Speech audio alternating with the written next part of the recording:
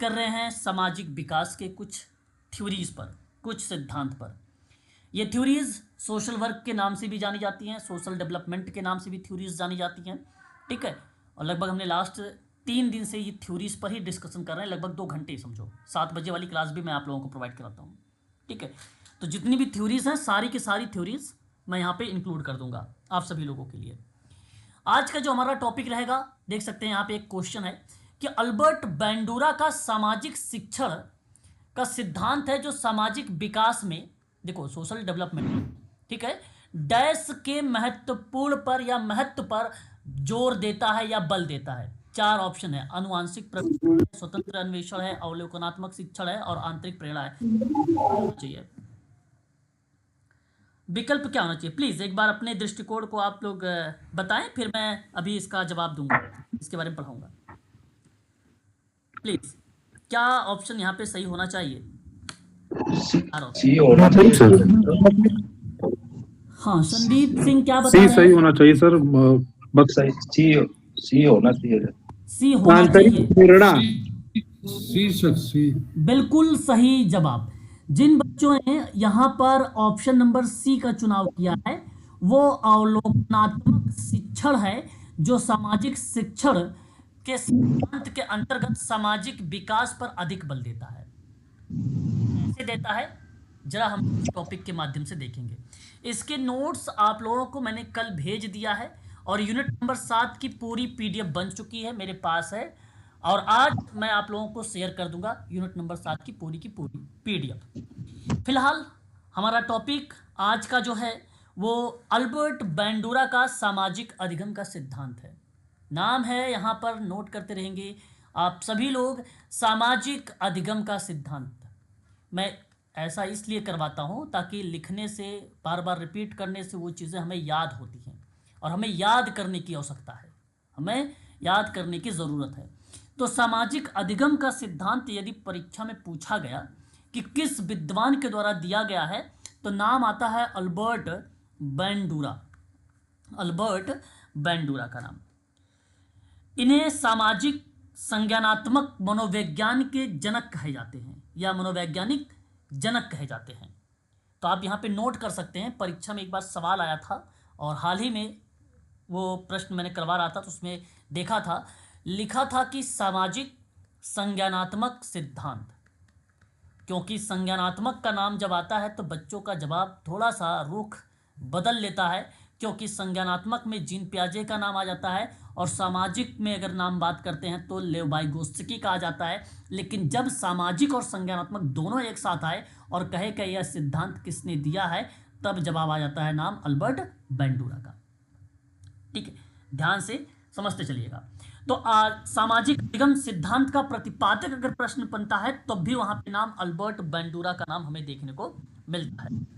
अब अल्बर्ट बैंडूरा महोदय बालक और किशोर के रूप में, बालक और किशोर के रूप में, म्यूट रहिए प्लीज, मैं कितनी बार बोलता हूँ आप लोगों से, आप लोग म्यूट नहीं होते, प्लीज म्यूट रहिए। तो एक बालक और किशोर के रूप में बैंडूरा को अपने पिता के रूप में एक ऐसे प्रेरक का, है ना, एक ऐसे प्रेरक का मतलब मोटिव, है ना, सानिध्य प्राप्त हुआ और जो विद्यालय शिक्षा से वंचित रहने पर 3 भाषाओं को अपने स्वयं के प्रयास से पढ़ाना सिखाने में वो सफल हुए थे। हालांकि ये थोड़ा सा उनका इंट्रोडक्शन है इन संदर्भ में, है ना, एक प्रकार से आप कह सकते हो ड्रॉप आउट पर्सन, या आप ऐसा कह सकते हो कि जब उससे प्रेरित हुए, भाई उनको विद्यालय से निकाल दिया गया तो मोटिव हुए, तो उन्होंने विभिन्न प्रकार के लैंग्वेज को सीखा और उस तरीके से उन्होंने जो है स्टडी करना स्टार्ट किया और स्वयं पर बेसिकली एक्सपेरिमेंट किया। स्वयं पे एक्सपेरिमेंट का मतलब ये हुआ कि स्वयं उस चीज़ों को अनुभव करने लगे। फिर बाद में इन्होंने बोबोडॉल पे एक्सपेरिमेंट किया था सामाजिक अधिगम के सिद्धांत को देने के लिए, बोबोडॉल पर, अभी हम आगे डिस्कस करेंगे। ठीक है, तो इस सिद्धांत को कई नाम से जाना गया। परीक्षा में पूछता है आपसे कि सामाजिक अधिगम सिद्धांत किसने दिया, तो सीधा सीधा आपका जवाब आता है कि भाई अल्बर्ट बैंडूरा ने दिया। यदि परीक्षा में आपसे पूछता है कि अप्रत्यक्ष सिद्धांत किसने दिया, अप्रत्यक्ष अधिगम का सिद्धांत किसने दिया, तब भी आप सभी लोगों का जवाब होना चाहिए अल्बर्ट बैंडूरा का नाम। ठीक है, ये भी 2 नाम है। अगर आपसे पूछता है अनुकरण का सिद्धांत किसने दिया, अनुकरण का सिद्धांत, ठीक है, तब भी हम सभी लोगों का नाम याद होना चाहिए, अल्बर्ट बेंडूरा का नाम। आदर्श आधारित एक सिद्धांत है, ठीक है, आदर्श आधारित एक सिद्धांत है। तो इस परिप्रेक्ष्य में अगर प्रश्न बनता है तब भी अल्बर्ट बेंडूरा का नाम आता है, ठीक है। वहीं अगर हम लोग बात करते हैं तो धारणात्मक एक अधिगम है, धारणा का मतलब होता है कॉन्सेप्ट, धारणात्मक एक अधिगम सिद्धांत है, इसमें अगर नाम आता है तब भी अल्बर्ट बेंडूरा का नाम आता है। प्रतिरूपित इसी सिद्धांत का नाम है, अगर आपसे पूछता है प्रतिरूपित, ठीक है, तब भी आप इसे कह सकते हो, या मॉडलिंग कह लीजिए, एक प्रकार का मॉडलिंग कह लीजिए, तब भी इसी का नाम आ जाता है। अवलोकनात्मक अगर आपसे पूछता है, अवलोकनात्मक अधिगम का सिद्धांत, तब भी इन्हीं का नाम देखने को मिलता है, अवलोकनात्मक अधिगम का सिद्धांत। तो कई सिद्धांत के नाम, निर्देशन का सिद्धांत, एक और है निर्देशन का सिद्धांत, निर्देशन का सिद्धांत हो गया, ठीक है। प्रेरणात्मक प्रेरणात्मक प्रेरणात्मक प्रेरणात्मक का सिद्धांत भी इन्हीं का नाम देखने को मिलता है, ठीक है। तो देखिए कितने नाम मैंने नोट करवा दिया आप लोगों के लिए, ठीक है। तो ये इतने नामों से परीक्षा में देखने को मिल सकता है, ठीक है, इतने नाम। जैसे अगर मैं आपसे कहूं अप्रत्यक्ष अधिगम क्या होता है, इसको किस तरीके से उन्होंने अपने थ्योरीज में बताने का प्रयास किया, अप्रत्यक्ष अधिगम का सिद्धांत में मैं आपको बताना चाहूँगा, जो लोग यूट्यूब पर शिक्षा ग्रहण करते हैं वो क्रिया अप्रत्यक्ष कहलाती है। अगर यही क्लासेस मैं ऑफलाइन आप लोगों से लेता, एक रूम में लेता, और जहाँ प्रत्यक्ष रूप से आप लोग सामने होते, तो उस क्रिया को हम लोग प्रत्यक्ष अधिगम का बोलते हैं। लेकिन अल्बर्ट बेंडूरा ने प्रत्यक्ष की बात नहीं की थी, अल्बर्ट बेंडूरा ने अप्रत्यक्ष अधिगम के सिद्धांत पर बात की थी। और ये क्रियाएं वो चीज़ें कहलाती हैं जो लोग बेसिकली किसी और के माध्यम या थर्ड पार्टी के माध्यम से कोई चीज़ सीखने का प्रयास करते हैं, उसको अप्रत्यक्ष बोला। प्रत्यक्ष होता क्या है? प्रत्यक्ष वो होता है जहाँ क्लाइंट और सामाजिक कार्यकर्ता दोनों एक साथ आमने सामने हो। अप्रत्यक्ष वो होता है जहाँ क्लाइंट अलग है और सामाजिक कार्यकर्ता अलग है, और क्लाइंट के लिए सामाजिक कार्यकर्ता नीति वगैरह बना के, कार्यक्रम वगैरह बनाकर, योजना वगैरह बनाकर उसको समाज की मुख्य धारा से जोड़ने का प्रयास करता है, वो अप्रत्यक्ष का पार्ट है ना। और अनुकरण का मतलब होता है नकल करना, हो इमिटेशन इसको बोला जाता है, या आप इससे प्रकार से किसी क्रियाओं को क्या करना, या उसी हूबहू चीज़ों को बेसिकली रखना, उसको अनुकरण बोला गया, उसको अनुकरण बोला गया, नकल करना। आदर्श बनाना, आदर्श आधारित जो सिद्धांत होता है, किसी क्रिया को या किसी व्यक्ति को आदर्श के रूप में रख रहे हैं। जैसे मैं आप ये कह सकते हो सचिन के जो सचिन तेंदुलकर है इंडियन क्रिकेटर, और हूबहू उनके जो बिहेवियर है, उनको बिहेवियर को आप फॉलो करके हूबहू इस तरीके का आप समाज में एक्टिविटी कर रहे हैं, या अन्ना हजारे की तरह आप एक्टिविटी कर रहे हैं, ठीक है। तो उस क्रिया में आपने आदर्श को मान लिया, उनको आदर्श मान लिया और उस पर व्यवहार कर रहे हो, तो उसे आदर्शात्मक आधारित अधिगम का सिद्धांत बोला गया। अवलोकनात्मक का मतलब होता है सीधा सीधा कि किसी चीज़ों को आपने क्या कर लिया, अवलोकित कर लिया, है ना, या देख कर सीख लिया। आप, मैं कोई काम कर रहा हूँ, आप मुझे देख रहे हैं और देख कर सीख रहे हैं, तो वो अवलोकनात्मक का पार्ट हो जाता है, ठीक है। तो हर जो नाम दिया इन्होंने उसके पीछे कुछ ना कुछ चीज़ें बेसिकली कॉन्सेप्ट रहा है, ठीक है, कोई ना कोई उसके अंदर अगर बेसिकली देखा जाए तो एक कॉन्सेप्ट रहा है, ठीक है। तो ये चीज़ें समझ में आ गई, एक बार बताइए, क्योंकि यहाँ पर मैंने केवल नाम बताए हैं कि इसके कौन कौन से नाम हैं, है ना, अभी केवल नाम ही बताए हैं, बताइए। जी सर। चलो बहुत बढ़िया। अब अल्बर्ट बेंडूरा का सिद्धांत संज्ञानात्मक सिद्धांत है। मैं यहाँ पे कुछ कीवर्ड्स नोट करूंगा जो कि परीक्षा के लिए इंपॉर्टेंट होंगे, ठीक है। जैसे अगर मैं आपसे बात करूं अल्बर्ट बेंडूरा का सिद्धांत, ठीक है, संज्ञानात्मक सिद्धांत है, संज्ञानात्मक कॉग्निटिव थ्योरी है, यानी सिद्धांत है, और उन्हें आधुनिक संज्ञानात्मक आंदोलन का जनक कहा जाता है। उन्हें आधुनिक, ठीक है, संज्ञानात्मक आंदोलन के जनक कहे जाते हैं या कहा जाता है, आंदोलन का जनक माना जाता है या कहा जाता है, ठीक है, ये पार्ट हो जाएगा। दूसरा, बेंडूरा का अधिगम का सिद्धांत, बेंडूरा का अधिगम का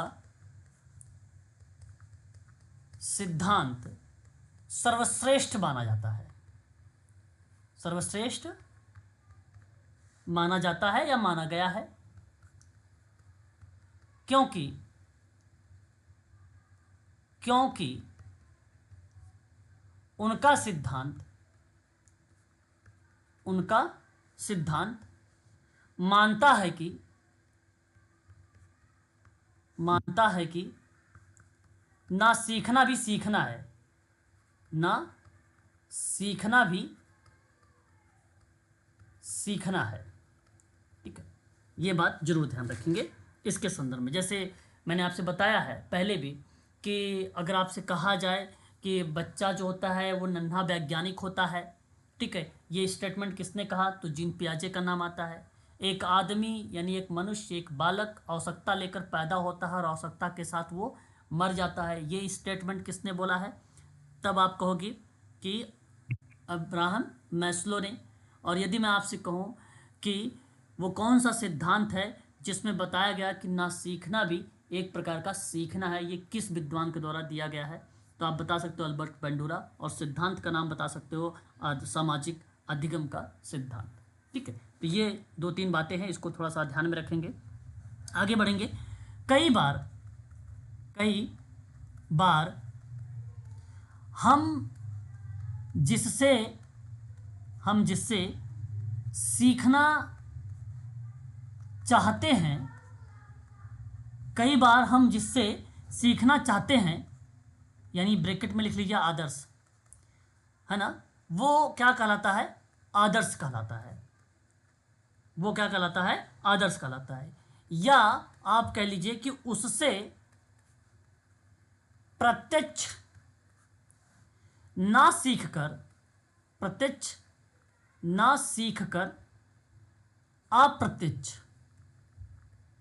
है ना, अप्रत्यक्ष सीख लेते हैं, तो यह अप्रत्यक्ष अधिगम का सिद्धांत कहलाता है। अप्रत्यक्ष अधिगम का मतलब होता है लर्निंग का सिद्धांत कहलाता है।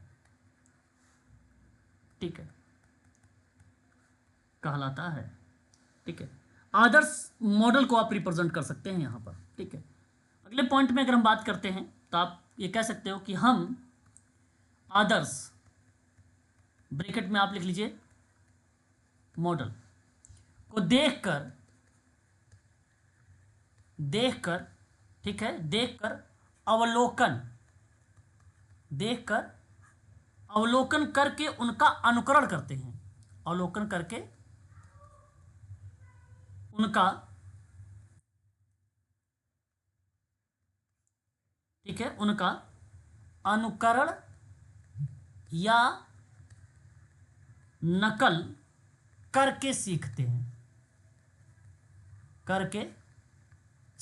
ये पॉइंट रहेगा। ठीक है,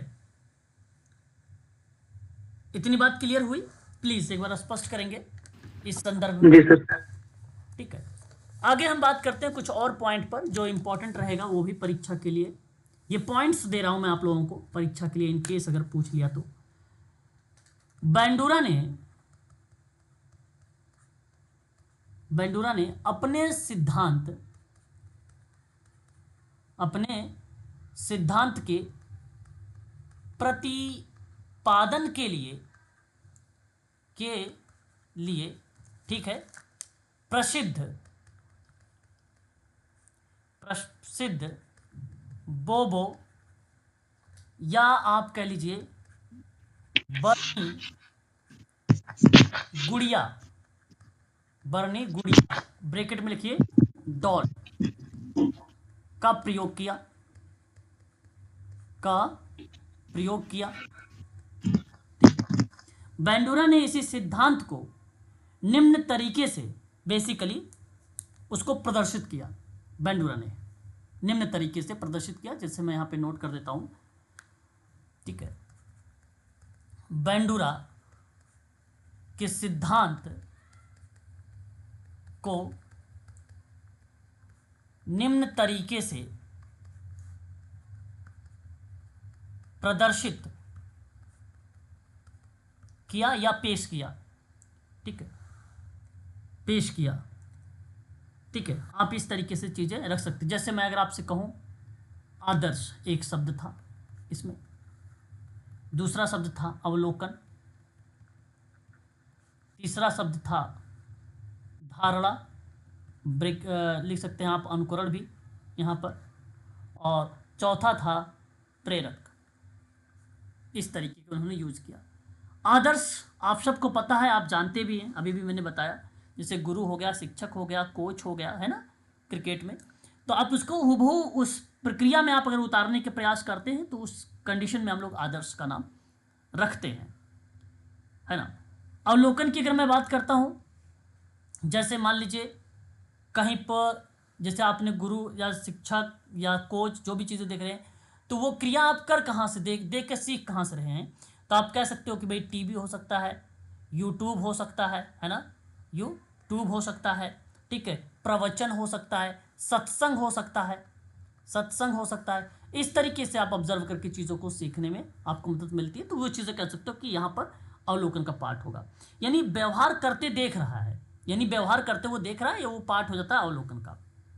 एक होता है धारणा, मतलब व्यवहार का धारण किया, यानी धारणा मतलब यही होता है व्यवहार को क्या कर लिया, धारण कर लिया, है ना।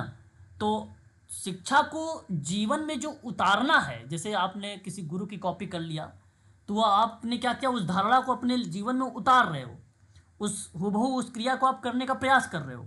तो उस कंडीशन में इसको बोला गया कि ये धारणा है, यानी उसका अनुकरण है, यानी हुबहू कॉपी करना। प्रेरक, ये प्रेरक को दो भागों में दर्शाया गया है। इसको अगर मैं बात करूं तो एक तरफ सबलीकरण होता है, क्या होता है, सबलीकरण होता है, और दूसरी तरफ निर्मलीकरण होता है, निर्बलीकरण होता है, निर्बलीकरण होता है। जो सबलीकरण होता है वो व्यवहार जारी रखने को बताता है कि बिहेवियर आपका जारी है ना, बिहेवियर आपका जारी है। वो क्रिया बेसिकली सबलीकरण का पार्ट होता है, आप सीख रहे हो, कंटिन्यू प्रक्रिया में हो, प्रोसेस में हो।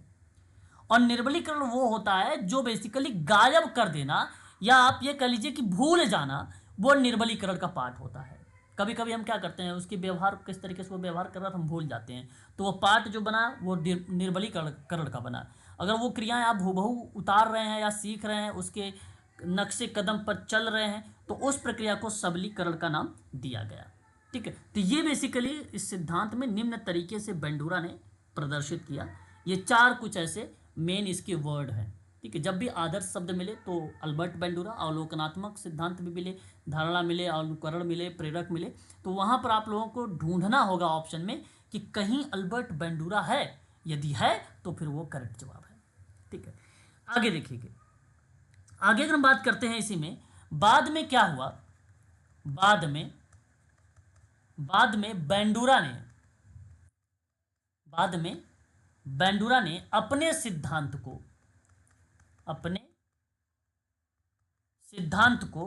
ठीक है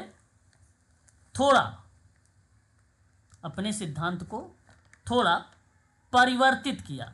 क्या किया, मॉडिफाई किया। अब उनका सिद्धांत निम्नलिखित है या निम्न है, बात दोनों एक ही है। तो अब है पहला अवधान, दूसरा है धारणा, तीसरा है पुनर्उत्पादन, चौथा है प्रेरक। ठीक है, तो यहां आदर्श हटा दिया है, अब की पार्ट में अटेंशन पर बल दिया है, यानी ध्यान पर। धारणा में अगर हम बात करते हैं तो वही क्रिया है, नकल करके व्यवहार को क्या कर रहा है, हासिल कर रहा है या उसको धारण कर रहा है। पुनरुत्पादन मतलब रिप्रोडक्शन, पहले किसी ने इस व्यवहार को किया, अब हम उसी व्यवहार को पुनरुत्पादन कर रहे हैं, है ना, उस चीज़ों को दोबारा से उस चीज़ों में लेकर आ रहे हैं रिप्रोडक्शन के रूप में। तो वो रिप्रोडक्शन या पुनरुत्पादन का पार्ट बनता है। तो ध्यान रख रहे हैं कि पहले किसी ने इस व्यवहार को किया है, अब हम उसी को क्या कर रहे हैं, पुनरुत्पादन के रूप में प्रस्तुत कर रहे हैं। और प्रेरक वही है जहां मैंने निर्बलीकरण और सबलीकरण का पार्ट बताया था, सिमिलर वही पार्ट यहां पर देखने को मिलेगा। तो ये था अल्बर्ट बेंडूरा का थोड़ा सा बेसिक कॉन्सेप्ट को लेकर हमने यहाँ पर बात किया है। तो ये चीज़ें जरूर ध्यान में रखने वाली बात है। अब देखो, बेंडूरा ने एक बालक पर जिसने एक्सपेरिमेंट किया बोबो डॉल का प्रयोग करते हुए, उन्होंने एक बालक को एक बोबो डॉल दिया और फिर बेंडूरा ने उस बालक को 3 तरह की मूवी दिखाई। कितने तरीके की मूवी दिखाई थी बेंडूरा ने? 3 तरह। 3 तरह की मूवी दिखाई। अब समझना, प्रथम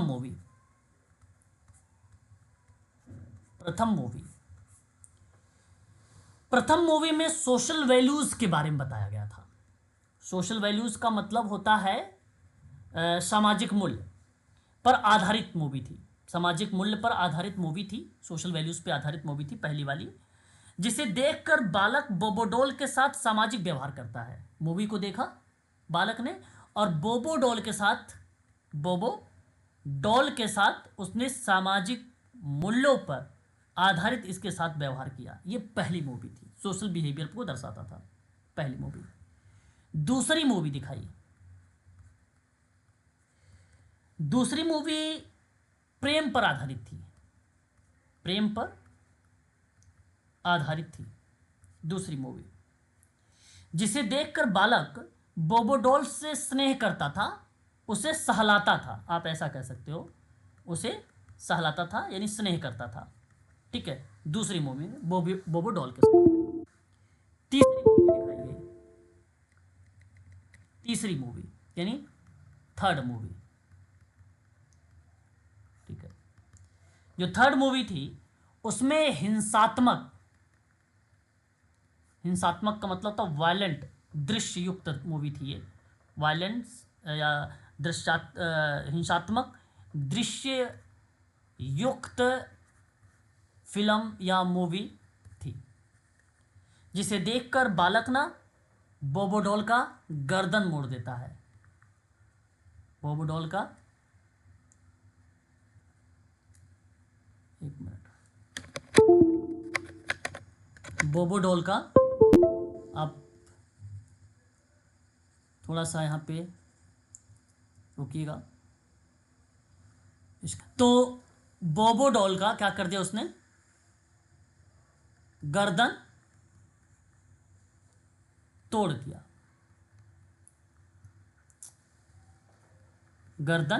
दिया।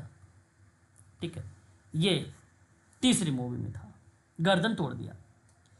देखो, इस प्रयोग के आधार पे बेंडूरा ने यह निष्कर्ष निकाला कि छोटे बच्चों को यह नहीं पता होता है कि उनको क्या सीखना चाहिए और क्या नहीं सीखना चाहिए।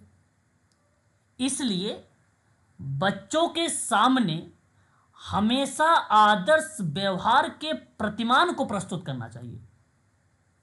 तो जिस तरीके का आप व्यवहार करेंगे, बच्चा भी उसी व्यवहार को सीखेगा।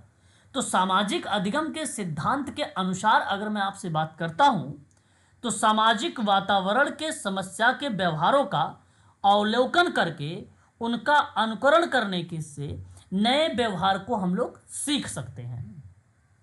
तो इसी व्यवहार को सीखने के लिए उसने कुछ प्रक्रियाओं के बारे में बताया। कुछ प्रोसेस होता है, उस प्रोसेस को फॉलो करना पड़ता है। जैसे कि मैंने भी ऊपर बताया भी आपको, एक होता है अटेंशन, जहां मैंने कहा ध्यान। दूसरा होता है रिटेशन, जिसको आप बोलते हैं अवधारणा या कॉन्सेप्ट। तीसरा रिप्रोडक्शन, जिसको आप कहते हैं उत्पादन या पुनः प्रस्तुतिकरण। और चौथा होता है पुनर्बलन या मोटिवेशन या रेनफोर्समेंट। इस तरीके की चीज़ों को बेसिकली बल देता है। ठीक है, तो ये कुछ प्रक्रियाएं हैं, कुछ चरण हैं, इन चरणों को बेसिकली फॉलो किया जाता है। अब देखो, व्यवहार पर ध्यान देना तथा उसे समझना, ये पहला चरण माना जाता है, अटेंशन। तो इस प्रथम चरण में व्यक्ति विशेष के व्यवहार के अवलोकन का अवसर सीखने वालों को प्रदान किए जाते हैं या उसको एक प्रकार से अपॉर्चुनिटीज दी जाती है। यहाँ पर ना संपूर्ण व्यवहार या व्यवहार का एक विशेष पहलू स्टूडेंट के ध्यान को आकर्षित करता है और तब वह विद्यार्थी या स्टूडेंट या क्लाइंट या ग्रुप या कम्युनिटी के ध्यान का केंद्र बन जाता है। इसलिए कहा जाता है कि अटेंशन बहुत इंपॉर्टेंट पार्ट है। दूसरा अगर हम बात करें तो यहाँ पे रिटेशन शब्द था, धारणा यानी व्यवहार को संस्मरण करना दूसरे चरण में, मतलब व्यवहार को अवलोकित करना या मानसिक प्रतिबिंब यानी मेंटल इमेज के रूप में सेवार्थी या समूह या समुदाय के स्मृति पटल में संरक्षित किया जाता है। तो वह एक प्रकार का कॉन्सेप्ट बन जाता है या धारणा बन जाती है। रिप्रोडक्शन पुनः प्रस्तुतिकरण या तीसरा चरण है जो अवलोकित और स्मृति मतलब ऑब्जर्वेशनल और उसकी मेमोरी, ठीक है, उनमें संरक्षण व्यवहार को सेवार्थी के द्वारा अपनी दृष्टिकोण और अपनी आवश्यकता के अनुसार विश्लेषण कर लेता है और तदुपरांत यानी उसके तत्पश्चात उस व्यवहार को अपनाकर फिर से वो उसको प्रस्तुत करता है। तो वो रिप्रोडक्शन का पार्ट बन जाता है। और अनुकूलित व्यवहार का बेसिकली रेनफोर्समेंट यानी पुनर्बलन यह अंतिम चरण है। ऐसा होने पर अनुकृत व्यवहार स्टूडेंट द्वारा सेवार्थी द्वारा अंगीकृत कर लिया जाता है और भविष्य में उसको प्रदर्शित होने की जो है निरंतरता बनी रहती है, यानी एनी टाइम वो बेसिकली वो प्रकट कर सकता है व्यवहार को। तो इस दृष्टिकोण में इसका नाम हमें देखने को मिलता है। बेंडूरा ने कुछ कारक बताए हैं। वो कारक कौन कौन से हैं? परीक्षा में सवाल बन सकता है कि आप बताइए कारक के बारे में। सामाजिक अधिगम सिद्धांत के प्रमुख तत्व या कारक, तो आप सभी लोग कहेंगे एक होता है अभिप्रेरणा, इसका कारक होता है, ठीक है। दूसरा होता है स्वनियंत्रण, स्वनियंत्रण। तीसरा होता है स्वविवेक, स्वविवेक। चौथा होता है स्वनिर्णय, स्वनिर्णय। और पांचवा होता है स्व अनुक्रिया, स्व अनुक्रिया। इसका मतलब है पहला मोटिवेशन, दूसरा है सेल्फ कंट्रोल, तीसरा है सेल्फ डिस्क्रिएशन यानी स्वविवेक, स्वनिर्णय यानी सेल्फ डिटर्मिनेशन, स्व अनुक्रिया यानी सेल्फ रिस्पॉन्स। ये पार्ट देखने को मिलता है। अब सामाजिक कार्यकर्ता किस तरीके से अपने यहाँ इस थ्योरी का प्रयोग में लाएगा, तो इसकी भी बात सुन लीजिए कि आप सोशल वर्कर हैं, कैसे आप इसको यूज करोगे इस थ्योरी को।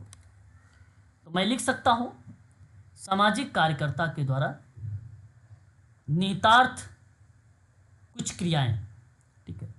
सामाजिक अधिगम वाद का शैक्षिक निहितार्थ ये पार्ट है, किस तरीके से उन चीज़ों में इन्वॉल्व कर सकते हैं, ठीक है। बच्चे के व्यक्तित्व का अगर विकास करना है, उसकी पर्सनालिटी का विकास अगर आपको करना है तो इस थ्योरी को लागू करना पड़ेगा। बच्चे का व्यक्तित्व विकास में ये चीज़ें लागू होंगी। यदि बच्चे के सामने कुछ अच्छे गुणों वाले व्यवहार को प्रदर्शित किया जाए ना, तो उस बालक में वांछित गुण डेवलप होगा। तो इसलिए आप कह सकते हैं कि सेवार्थी के सामने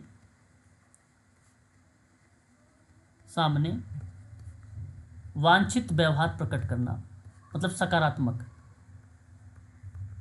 व्यवहार प्रकट करना।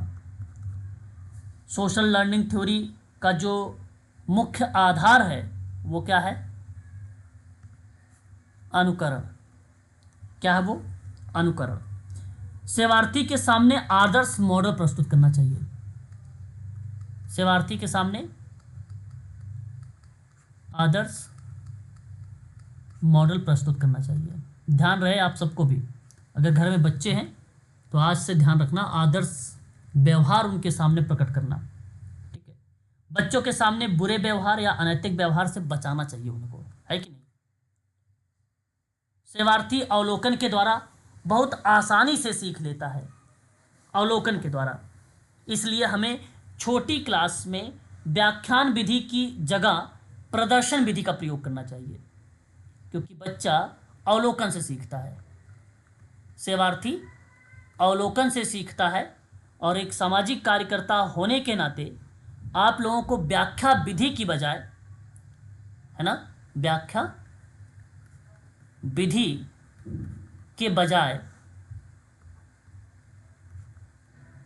प्रदर्शन विधि का प्रयोग करना चाहिए, डेमोन्स्ट्रेशंस मेथड का प्रयोग करना चाहिए। बात समझ में आ रही है ना? डेमोन्स्ट्रेशन मेथड का यूज करना चाहिए। क्लाइंट को यह विश्वास होना चाहिए कि उसके अंदर किसी कार्य को करने की योग्यता है। अब सामाजिक कार्यकर्ता को सेवार्थी के अंदर आत्मनिर्भरता विकसित करना चाहिए,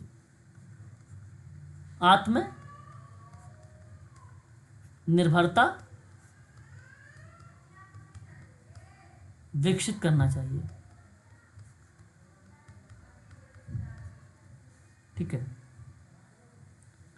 तो ये चीजें थी, इस चीज को आप लोग ध्यान रखेंगे। अब यहां आपका पार्ट ये समाप्त होता है। तो सवाल तो बड़ा आसान था इसमें कि सामाजिक अधिगम सिद्धांत में सामाजिक विकास में अधिक बल जो दिया गया है वो अवलोकनात्मक शिक्षण विधि में, अगर इसी की जगह होता मान लीजिए मॉडल, प्रतिरूपण इत्यादि जो भी मैंने नाम ऊपर बताया है आप लोगों को, यदि होता तो वो विकल्प आपका सही चला जाता। ठीक है, तो ये चीज़ें आप लोगों को ध्यान रखना है इसके संदर्भ में। अब बताइए किस सिद्धांत में समीपस्थ विकास का क्षेत्र जेडपीडी, जॉन प्रॉक्सिमल डेवलपमेंट की अवधारणा पेश की है? क्या एरिक एरिक्सन ने, जीन पियाजे ने, लेव वाइगोत्स्की ने, या लगाव की थ्योरी में? कहाँ पर प्रयोग किया गया? सी सर, लिव ठीक है, कि हमने कल इसके बारे में पढ़ा है ना? बताइए, कल ही हम लोगों ने जेडपीडी के बारे में पढ़ा है। और यहाँ आप देख सकते हैं कि जो ऑप्शन नंबर 3 है यानी सी विकल्प है, ये ऑप्शन सही है। इसके बारे में कल हमने डीप में डिस्कस भी किया था। एरिक एरिक्सन के मनोसामाजिक सिद्धांत के अनुसार प्रारंभिक वयस्कता के दौरान कौन सी अवस्था होती है? प्रारंभिक वयस्कता के दौरान आपको बताना है वो कौन सी अवस्था देखने को मिलती है, आप बता सकते हैं? विश्वास बनाम अविश्वास। और भी बताएं बच्चा, कोई भी और? सर यही पहले से सर, पहले ही सर, विश्वास बनाम अंधविश्वास। बहुत ही समझ के जवाब देने का प्रयास करेंगे आप सभी बच्चे, क्योंकि गलत जवाब ऑप्शन में आ रहा है आप लोगों का। सर बी, पहल वाला अपराध बोध। ओके, देखिए यहाँ सवाल ये है,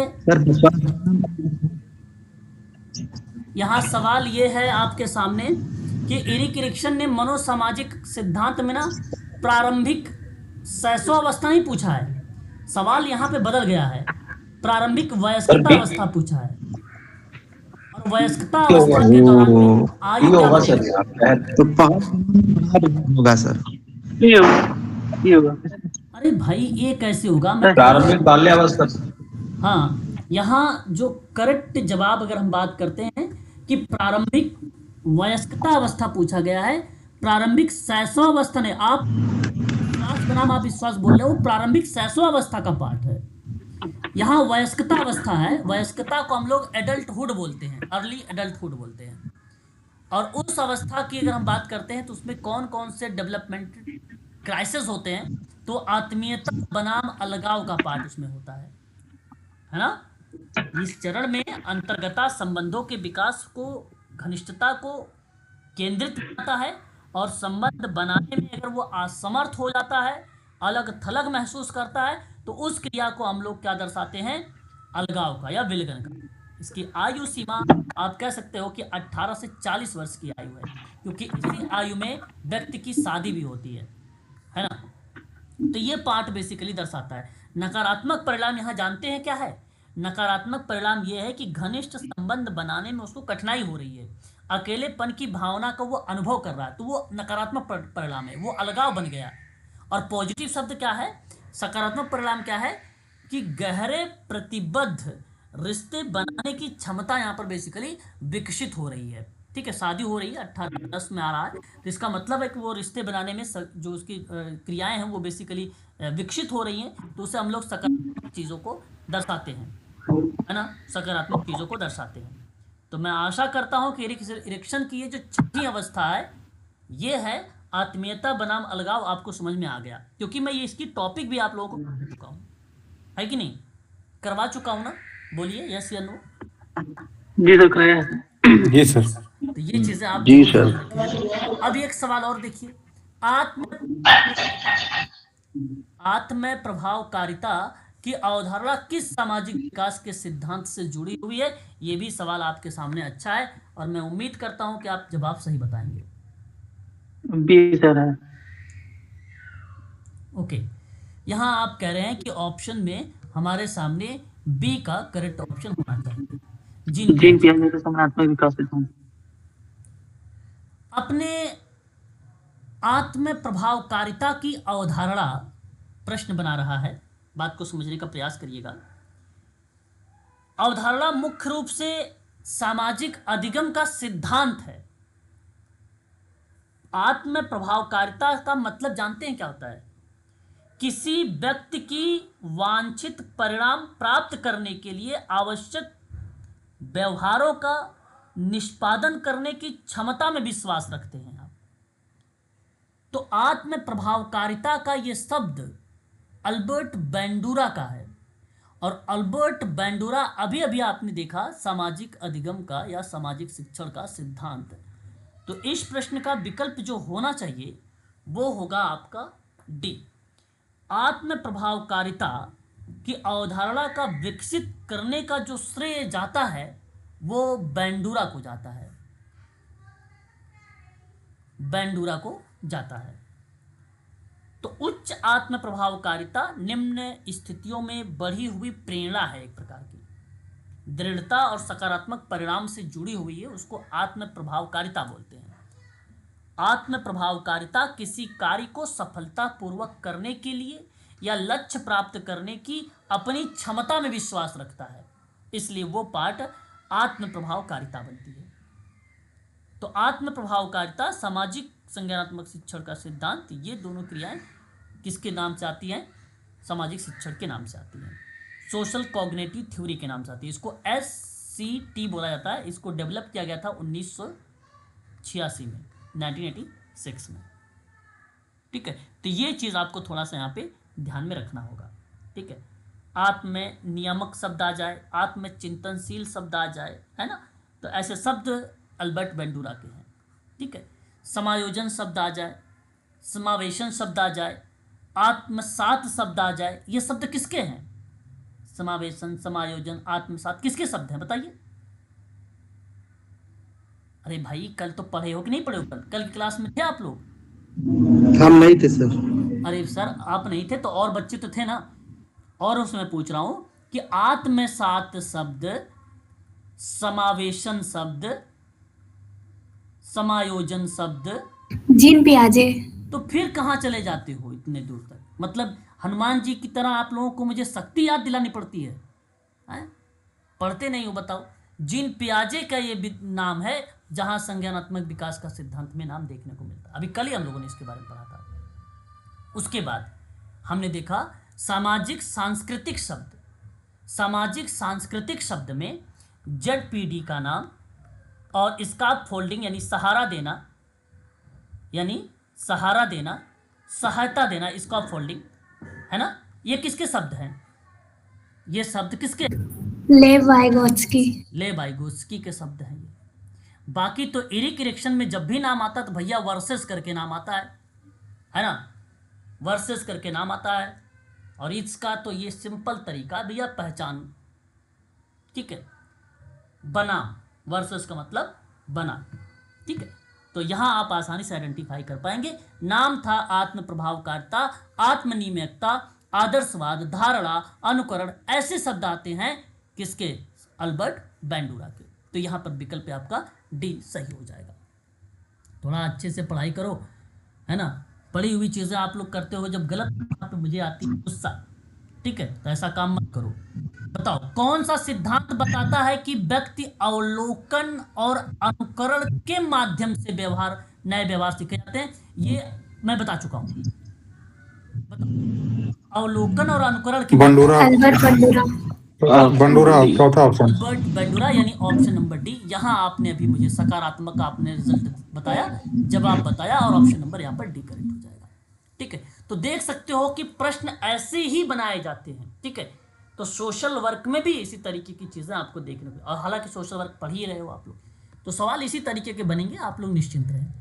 अगला सवाल देखो, एरिक एरिक्सन के मनोसामाजिक सिद्धांत में कुल कितने चरण बताए गए हैं? ये जवाब बताइए। 4, 6, 8, 10। 8 8 8 8 ऑप्शन सी बिल्कुल, यहां आपने सही जवाब दिया। ठीक है, तो यहां अब आपका जो सामाजिक विकास के सिद्धांत थे, ये सिद्धांत यहां पे समाप्त होते हैं। लेकिन आप लोगों को अभी 2 क्लासेस ज्वाइन करनी होगी, शाम की 7 से 8 वाली। बचे हुए सिद्धांत, क्योंकि मैं वहां पे थ्योरी करवा रहा हूं, वहां पर आपका कवर कर दूंगा, क्योंकि समाज के विकास के संदर्भ में ये जो सिद्धांत हम लोगों ने 545 से पढ़ा है 645 के बीच में, वो सामाजिक विकास के सिद्धांत रहे, जो कि और क्रियाओं पर बेसिकली लागू होते हैं, है ना, और क्रियाओं पर भी लागू होते हैं। कोई ज़रूरी नहीं कि सामाजिक विकास में सोशल लर्निंग थ्योरीज हैं, वो सोशल थ्योरीज हैं जो कि रिप्रेजेंट होती हैं। फिलहाल 7 बजे भी हम लोग पढ़ेंगे उस थ्योरी को लेकर, लेकिन अगले टॉपिक पर विचार करेंगे हम। तो अगली टॉपिक आती है सामाजिक विकास के 5 दृष्टिकोण। दृष्टिकोण को पॉइंट ऑफ व्यू बोला जाता है, या आप ये भी कह सकते हो कि अप्रोच, आप उनको अप्रोच के नाम से भी संबोधित कर सकते हो, या अप्रोच का नाम भी दे सकते हो। ठीक है, तो चले स्टार्ट किया जाए कि कौन कौन से अप्रोचेस हैं।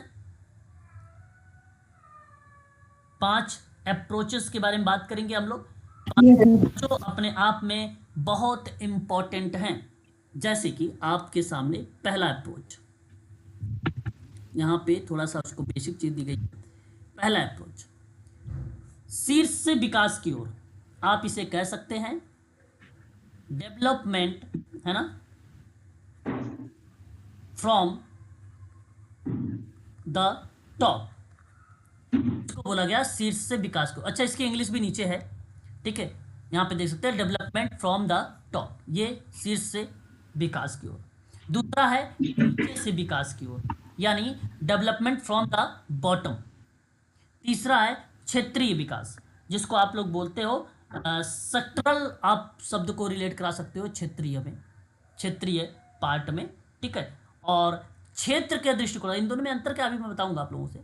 एक अगर हम बात करते हैं एरिया के पॉइंट ऑफ व्यू से, किसके पॉइंट ऑफ व्यू से, एरिया के दृष्टिकोण से, तो वह पार्ट भी आपका ये सेक्टरल पार्ट होगा। आपका ऊपर वाला क्या होगा, सेक्टरल पार्ट होगा, मतलब किसी एक निश्चित भौगोलिक क्षेत्र आ जाएगा, और हालांकि इसमें भी आ जाएगा थोड़ा सा बड़ा भौगोलिक क्षेत्र बनेगा एरिया वाला, और वो थोड़ा सेक्टर बनेगा। और उसके बाद 5वां जो आता है वो टारगेट ग्रुप डेवलपमेंट आता है, लक्ष्य समूह विकास। यानी आप यहाँ पर देख सकते हैं 5 ऐसे अप्रोचेस के बारे में जिक्र किया गया है सोशल डेवलपमेंट में। तो 5 प्रकार के होते हैं सोशल डेवलपमेंट के अप्रोच, ये पांचों के पांचों सामने यहाँ पे लिखे हुए हैं। आगे बढ़ेंगे हम लोग, इसके बाद एक एक करके आप थोड़ा सा उस पर विचार विमर्श करते हैं क्या चीज सर। जी सर जी बताएं सर, क्षेत्र और क्षेत्रीय विकास, अरे क्षेत्रीय विकास और क्षेत्र कहाँ विकास। रहते हो, सुनते नहीं हो क्या मेरी आवाज ब्रेक हो रही? मैं कह रहा हूँ अभी आगे तो आएगा, पढ़ाऊंगा वहां पे, तो आपको क्षेत्र जी सर, जी सर। बेसिकली एरिया को डिनोट करता है, और एक तरफ सेक्टरल जो होता है वो किसी क्षेत्र को डिनोट करता है। क्षेत्रीय का मतलब सेक्टर जो पार्ट बनता है, मैंने वो छोटा होता है, एरिया थोड़ा सा बड़ा होगा, एरिया के अंदर सेक्टर आता है, तो भौगोलिक क्षेत्र बेसिकली एरिया को डिनोट करता है। अभी हम आगे बढ़ेंगे, मैं तो यही बता ही रहा था, मतलब जैसी नज़र स्क्रीन पर पड़ती है आप लोगों को उठ पटांग सवाल पूछ लेते हो। अरे मैं वही चीज़ें बता चुका हूँ कि आगे बताऊंगा, अभी तो एक एक करके पढ़ेंगे तो उसमें आ भी जाएगा आपका। फिलहाल यहाँ पर देखिए, विकास के दृष्टिकोण को 2 मानदंडों के आधार पर समझा जा सकता है। अप्रोच टू डेवलपमेंटल में भी अगर हम बात करते हैं तो इसको on the basic of 2 criteria के माध्यम से हम लोग पढ़ सकते हैं। विकास के दृष्टिकोण के विकास, सोशल विकास की बात मैं कर रहा हूँ, सामाजिक विकास की बात मैं कर रहा हूँ। ठीक है, तो विकास पहला पार्ट कहता है कि विकास योजनाओं और संसाधनों का केंद्रीयकरण वर्सेस विकेंद्रीकरण तथा विकास की इकाई के रूप में हम समझ सकते हैं। ठीक है, किसकी बात कर रहा हूं मैं? सोशल डेवलपमेंट की बात कर रहा हूं, पहले दृष्टिकोण में बताया गया है ना। दूसरे पार्ट में कहा गया कि विकास को हम केंद्र बिंदु के रूप में पढ़ सकते हैं। केंद्र बिंदु क्या होगा आपका? केंद्र बिंदु यानी जो आप फोकस जो कर रहे हैं वो किस पार्ट को या किस विकास को ध्यान में रखते हुए कर रहे हो। तो वहां पर व्यक्ति हो सकता है, इंडिविजुअल, समूह हो सकता है आपका, ग्रुप, विलेज हो सकता है आपका, एक्सेट्रा इत्यादि के रूप में और चीजों को आप यहां पर ध्यान में रख सकते हैं। जैसे कि पहले मानदंड से दो दृष्टिकोण सामने आते हैं, अर्थात ऊपर से विकास और नीचे से विकास, दो पार्ट, ऊपर से विकास हो रहा है और नीचे से विकास हो रहा है। समझने का बात करिएगा, यहां पहले मानदंड की मैं बात कर रहा हूं, जो विकास संसाधन और योजना का केंद्रीकरण वर्सेस विकेंद्रीकरण के विकास की ओर जा रहा है। तो क्रियाएं ऐसी भी होती हैं कि कोई पार्ट आप ऊपर से विकास की बात भी कर सकते हो, नीचे से भी विकास कर सकते हो। आप लोग कहते हो ना पहले बहुत लोग होते हैं सिंपल टू कॉम्प्लेक्स चीज़ों को करने की कोशिश करते हैं, बहुत लोग कॉम्प्लेक्स टू सिंपल करने की कोशिश करते हैं, है ना। तो वही चीज़ें हैं बेसिकली, ऊपर से विकास और नीचे के विकास। दूसरे मानदंड में बताने का यह प्रयास किया जा रहा है कि तीन दृष्टिकोण हमारे सामने आते हैं। एक होता है क्षेत्रीय, जिसको मैंने सेक्टर का पार्ट बताया अभी ऊपर, अभी डिस्कस करेंगे भी आगे। एक मैंने एरिया को बताया यानी क्षेत्र विकास को बताया, और एक मैंने बताया आप लोगों को लक्ष्य समूह विकास, लक्ष्य समूह विकास, टारगेट ग्रुप डेवलपमेंट। तो आइए अब हम लोग इन्हीं 5 दृष्टिकोणों को संक्षिप्त में एक प्रकार से उसकी समीक्षा करते हैं, है ना। सबसे पहले आपके सामने ये नाम टॉप डाउन डेवलपमेंट, ये पार्ट है आपका पहला। टॉप डाउन मतलब आप कह सकते हो कि ऊपर से नीचे तक का विकास। इसकी डेफिनेशन बताई जा रही है, देखो परिभाषा अगर आप पढ़ेंगे तो आपको और आसानी से समझ में आ जाएगी क्या चीजें बताई जा रही है। टॉप डाउन में टॉप डाउन विकास एक केंद्रीकृत दृष्टिकोण है, विकेंद्रीकृत नहीं है, केंद्रीकृत है। टॉप डाउन मतलब ऊपर से नीचे की तरफ चीजें आ रही हैं। ठीक है, यहां अगर मैं बात करता हूं, जहां नीतियां और कार्यक्रम को सरकारी एजेंसियों और अंतर्राष्ट्रीय संगठनों द्वारा डिजाइन किया जाता है। इसका मतलब देखो, नीति बन रहा है, कार्यक्रम बन रहा है, सरकारी एजेंसियां हैं, इंटरनेशनल ऑर्गेनाइजेशंस हैं जो किसी कार्यक्रम को क्या कर रहे हैं, डेवलप कर रहे हैं। तो ये ऊपर हो गया, ये टॉप डाउन हो गया। तो ऊपर से आ रही है, धीरे धीरे फिर आपके गांव में चली जाएगी, किसी पर्टिकुलर व्यक्ति के पास नीति पहुंच जाएगी, है ना। तो इस तरीके से चीजें आ रही हैं। तो इस अप्रोच की बात करता हूं, तो इस अप्रोच में कुछ बेसिकली फीचर बताए गए।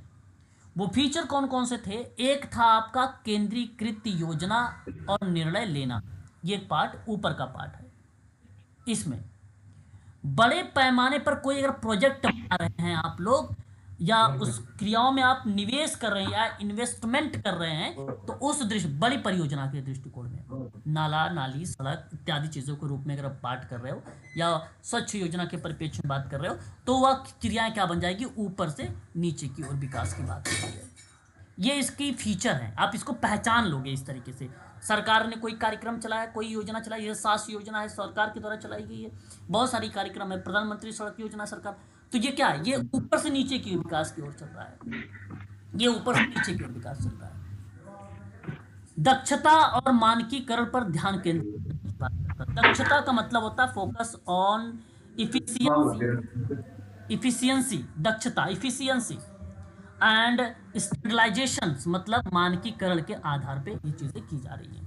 तब भी आप कह सकते हो कि वो ऊपर से नीचे की ओर की विकास का फल, ये इसका फीचर है। लेकिन इसके लाभ क्या हो सकते हैं, इसके अगर हम बात करते हैं बेनिफिट क्या हो सकते हैं, इसके बेनिफिट क्या हो सकते हैं, तो महत्वपूर्ण संसाधन जुटाए जा सकते हैं, ये बेनिफिट का पार्ट हो सकता है इसका, है ना। एक प्रकार से कैन मोबिलाइज सिग्निफिकेंट रिसोर्सेज का पार्ट ये बन सकता है।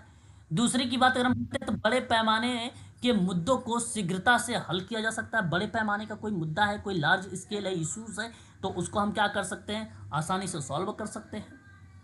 तो ये इसका थोड़ा सा बेनिफिट है, क्योंकि ये बड़ी एजेंसियां वगैरह हैं, कार्यक्रम है सरकार के द्वारा चलाई जा रही हैं, तो बड़े सुचारू ढंग से क्रमबद्ध तरीके से क्रियाएं बेसिकली चलेंगी। अब ये अलग की बात है कि सरकार बेसिकली काम नहीं कर रही है, तो ये बेसिकली तार्किक चीज़ें हैं, ये डिबेट की बात है।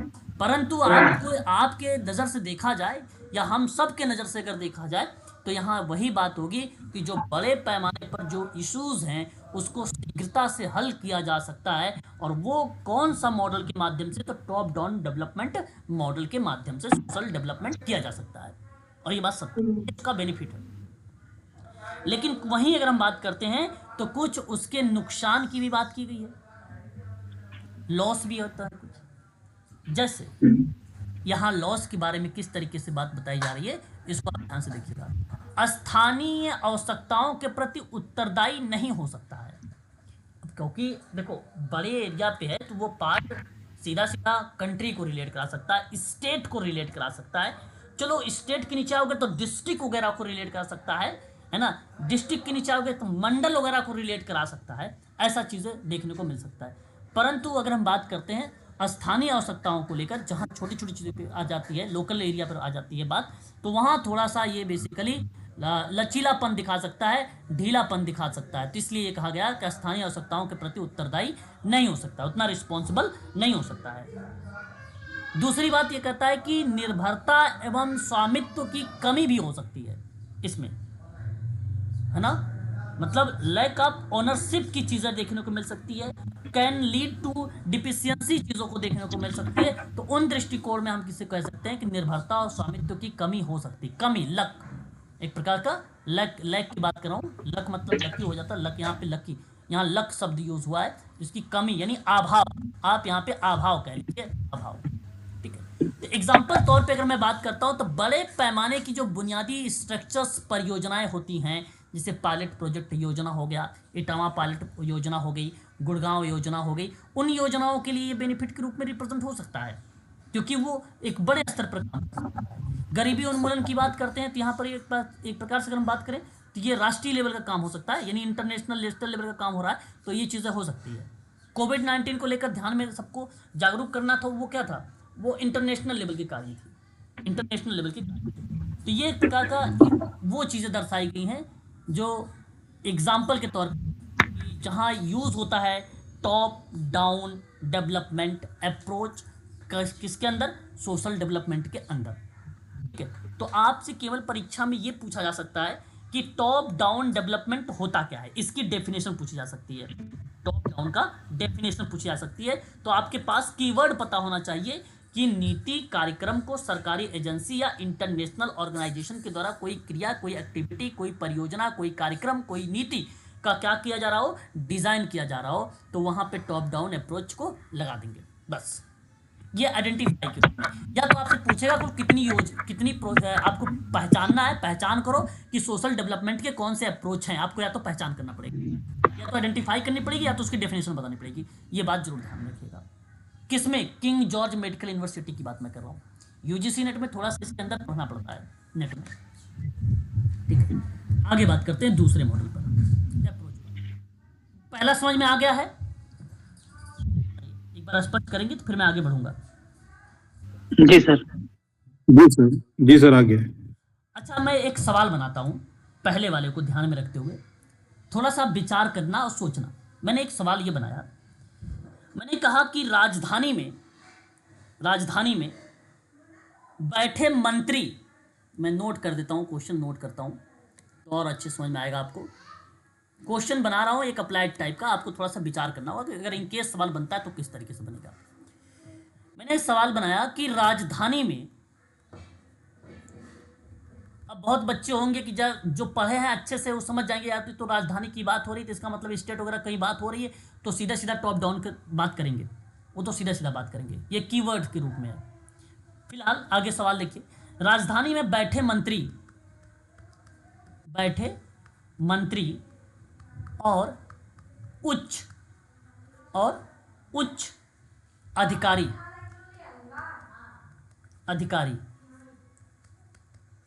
ग्रामीण लोगों की समस्या या समस्याओं को पूरी तरह से समझें बिना उनके लिए विकास की योजना बनाते हैं। विकास की योजना बनाते हैं। ठीक।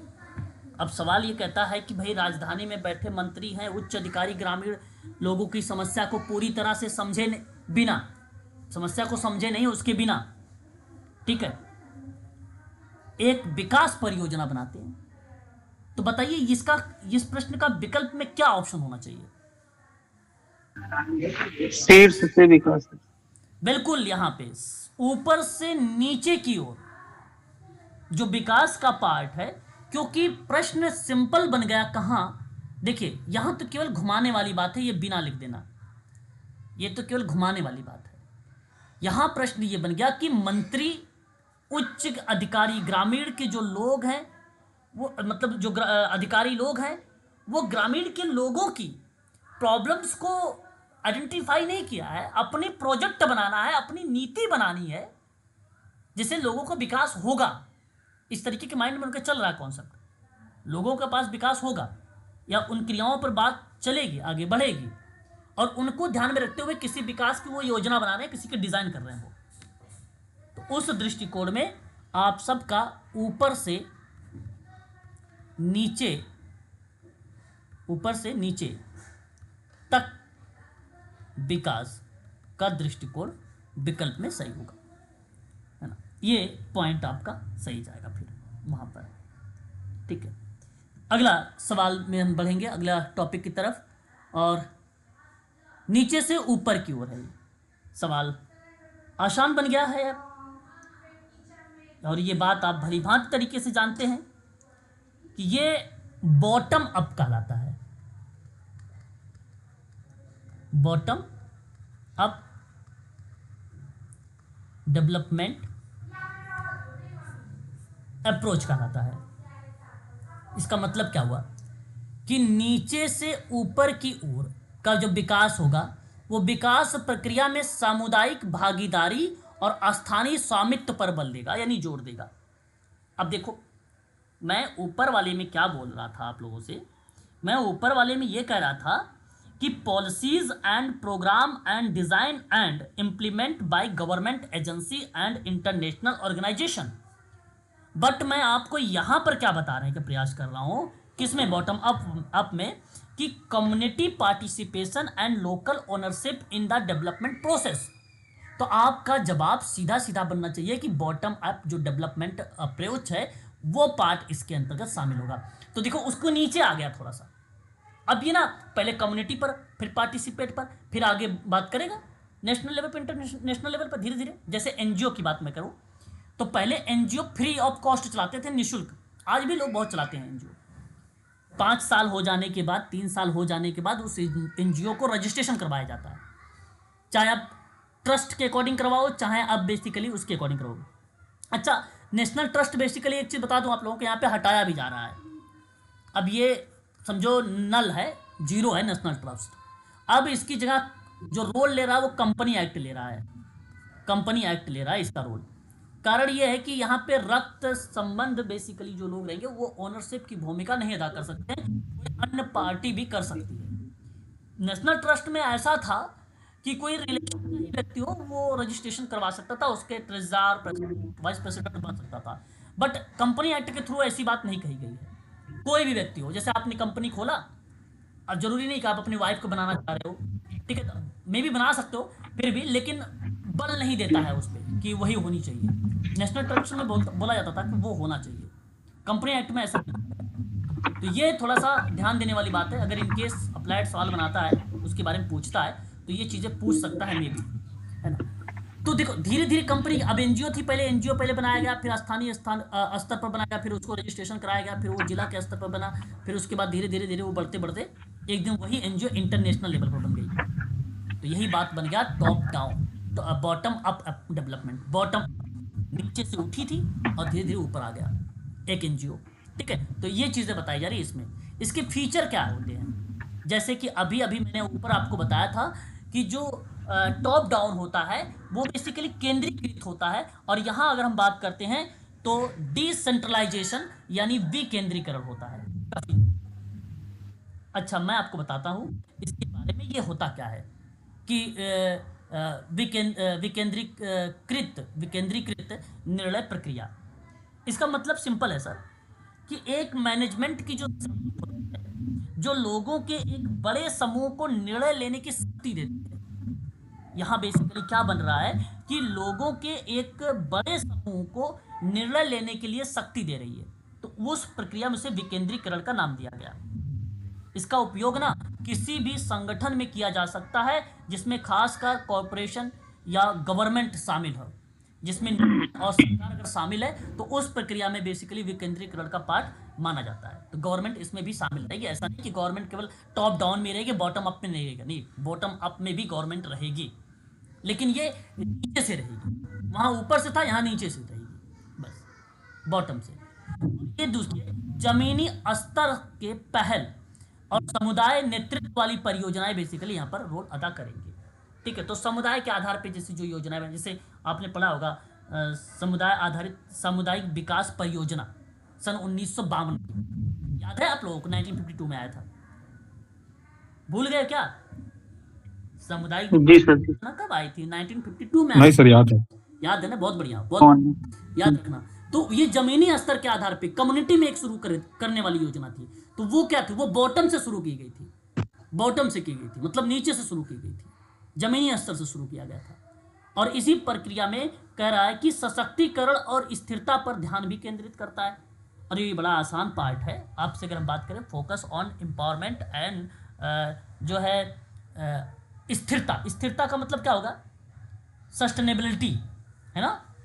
उस प्रोसेस में अगर हम लोग बात करते हैं तो यह एक प्रकार का उसके फीचर के रूप में रिप्रेजेंट होता है ये सब। मेरा कहने का भाव क्या है, जरा समझना आप लोग, कि व्यक्तियों और समुदायों को सक्रिय रूप से शामिल करता है, व्यक्ति को और समुदाय को सक्रिय रूप से शामिल करता है, और उन्हें सूचित निर्णय लेने की बात करता है, और पर्यावरणीय रूप से उनको जिम्मेदार प्रथाओं की दिशा में क्रिया करने के लिए उनको सक्षम बनाता है। यानी एक प्रकार से अगर मैं बात करूं तो सामर्थ्य बनाता है, जिससे दीर्घकालिक सामाजिक और आर्थिक कल्याण को बढ़ावा मिल सके। अक्सर इन प्रयासों में लीडरशिप यानी नेतृत्व करने के लिए महिलाएं, जैसे कि अगर हम बात करें समूह को सशक्त बनाने पर विशेष ध्यान दिया जाता है। तो सशक्तिकरण का शब्द बेसिकली महिलाओं से ही जुड़ा हुआ है। तो इस प्रक्रिया में दर्शाया गया है सशक्तिकरण और स्थिरता पर ध्यान केंद्रित करते समय इन बातों को आपको अवश्य ध्यान में रखनी पड़ेगी। तो ये जब सशक्तिकरण आ जाए, स्थिरता आ जाए, तो ये शब्द भी कह सकते हैं बॉटम अप अप्रोच को शामिल करता है। इसके कुछ बेनिफिट्स हैं, कुछ लाभ हैं। स्थानीय स्तर या क्षमता या स्वामित्व का निर्माण इसके अंतर्गत देखने को मिलता है। Builds local capacity and ownership का रोल इसके अंतर्गत देखने को मिल सकता है। दूसरा, स्थानीय आवश्यकताओं के प्रति अधिक संवेदनशीलता को बताता है। सामाजिक एकता को बढ़ावा भी दे सकता है। ये पार्ट इसके अंतर्गत देखने को मिलेगा। नुकसान इसके अंदर कुछ होता है, संसाधनों तथा तकनीक विशेषज्ञों की कमी भी हो सकती है, धीमी और कम कुशल भी हो सकता है, मे भी। फिर माइक्रो फाइनेंस कार्यक्रम और समुदाय आधारित स्वास्थ्य, देखो मैंने ऊपर बताया था, यहाँ पे आ भी गया, ठीक है। ये कार्यक्रम की भी पहल हो सकती है। ये एग्जाम्पल के तौर पे आपको ध्यान रखना होगा। कल हम लोग सेक्टरल डेवलपमेंट पढ़ेंगे, है ना, क्षेत्रीय विकास पढ़ेंगे। इसमें क्या रोल आएगा और एक एरिया है उसमें क्या रोल है देखने को मिलेगा। तो ये क्लास हमारी कल रहेगी, सेक्टरल और एरिया का। जो बचे 3 हैं आपके मॉडल अप्रोच, वो मैं कल पढ़ाऊंगा आपको। आज के लिए बस इतना ही। इसी लिंक पर बने रहिएगा। अभी मैं आपकी 7:05 पर एक क्लास और प्रोवाइड कराऊंगा जो थ्योरीज सोशल वर्क पर आधारित होंगी, ठीक है।